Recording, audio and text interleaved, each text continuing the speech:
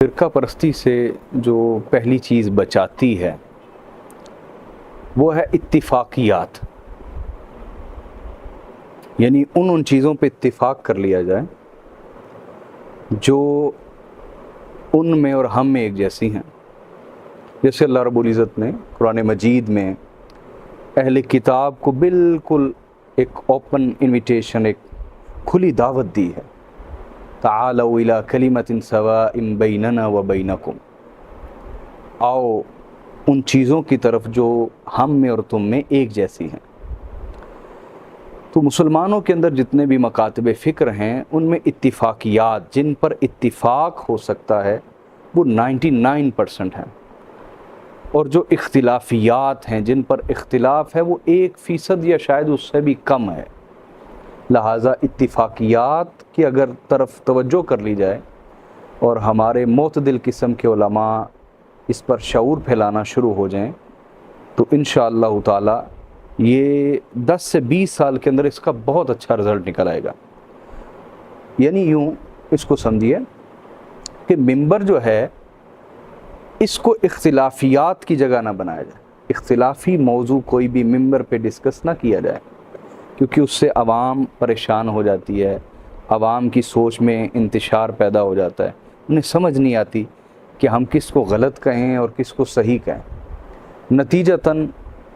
عوام کا ایک حصہ علماء سے بیزار ہو جاتا ہے کہ یہ آپس میں لڑتے رہتے ہیں، جھگڑتے رہتے ہیں، اور ایک طبقہ ایسا ہوتا ہے جو ایک کے پیچھے لگ کے دوسرے کو گالی دینے لگ جاتا ہے، برا بھلا کہنا شروع کر دیتا ہے۔ اب جب دونوں طبقے ایک دوسرے کو برا بھلا کہنے لگ جاتے ہیں، ان میں جھگڑا بھی ہوتا ہے، لڑائیاں بھی ہوتی ہیں، فسادات بھی ہوتے ہیں، جہاں مجبور ہو وہاں نفرتیں پالنے لگ جاتے ہیں، ایک دوسرے کے پیچھے نماز نہیں پڑھتے، ایک دوسرے کو کافر کہتے ہیں، برا بھلا کہتے ہیں۔ تو ممبر جو ہے یہ اتفاق کی باتوں کی جگہ ہے، جہاں وہ بات کی جائے جس سے امت میں وحدت پیدا ہو، اتفاق پیدا ہو، اتحاد پیدا ہو۔ ہاں اختلاف اگر احترام کے ساتھ ہو تو وہ رحمت کا سبب ہے، لیکن اختلاف کو سمجھانا ہو تو اپنی بیٹھک میں سمجھائیں،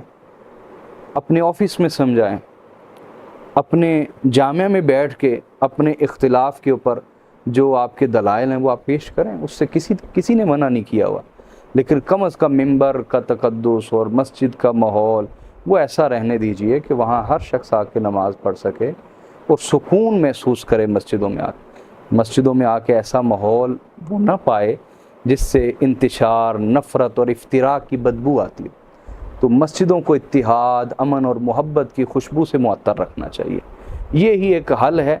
اور اس میں حکومت انوالو ہو جائے تو یہ اور آسان ہو جائے گا علماء کے ساتھ ساتھ۔